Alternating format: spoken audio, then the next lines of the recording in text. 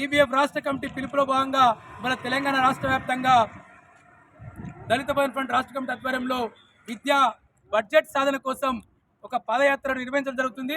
ఇవాళ సిద్దిపేట అంబేద్కర్ విగ్రహం నుంచి టీబీఎఫ్ రాష్ట్ర ప్రధాన కార్యదర్శి మెట్ల శంకర్ గారి నాయకత్వంలో ఈ పాదయాత్ర ప్రారంభమై ఇప్పుడు కలెక్టర్ కార్యాలయం జిల్లా కలెక్టర్ కార్యాలయానికి చేరుకోవడం జరుగుతుంది.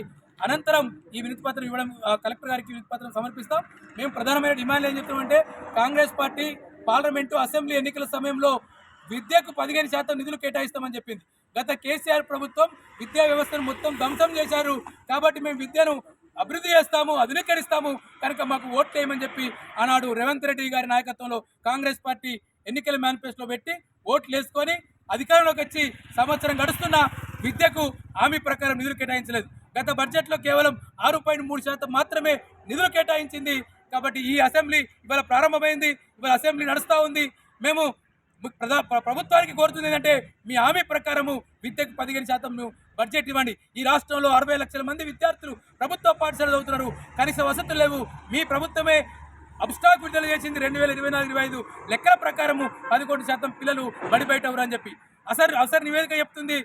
25% పాఠశాలలో అమ్మాయిలకు టాయిలెట్స్ లేవని చెప్పి మూత్రశాలలు లేవని ప్రభుత్వ నివేదికలు చెప్తున్నాయి. కాబట్టి ఇవన్నిటిని పరిగణ తీసుకొని ఇవన్నిటి కనీస సౌకర్యాలు కల్పించడానికి మీరు 15% కనీసం 15% ఇవాళ చెప్పుకుంటున్నాం. ఇవాళ పీడిఎస్ లాంటి విద్యార్థి సంఘాలు, ఉపాధ్యాయ సంఘాలు, అనేక సంస్థలు 20%, 30% డిమాండ్ చేస్తున్నాయి. కానీ మేము ఎందుకు 15% అంటే మీరు హామీ ఇచ్చిన ప్రకారం 15% అని చెప్పి మేము డిమాండ్ చేస్తా ఉన్నాం. మీరు నిధులు కేటాయించండి.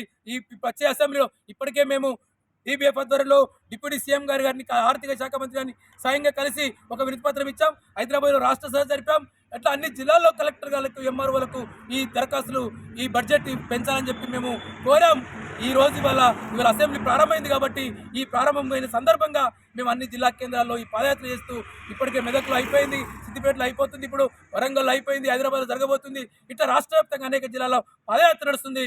ఈ ఎర్ర టెండర్ని కేస్తాం ధిక్కరిస్తూ మేము మా మహనీయులు ఎవరైతున్నారో డాక్టర్ బాబాసాహెబ్ అంబేద్కర్, పూలే విద్యనే మన తర్వాత మారుతుందని చెప్పారు. కాబట్టి ఆ విద్యార్థుల కోసం నిలబడడానికి ప్రభుత్వాన్ని బోల్లో ఇరికించడానికి మనం మేము పాదయాత్ర చేస్తున్నాం.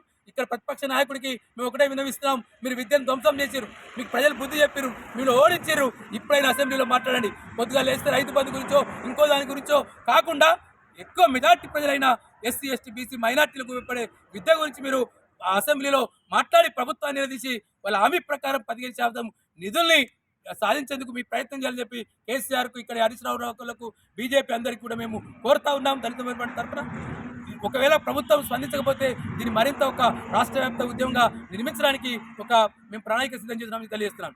జై భీమ్, జై భీమ్, జై భీమ్, జోహార్ డాక్టర్ బాబాసాహెబ్.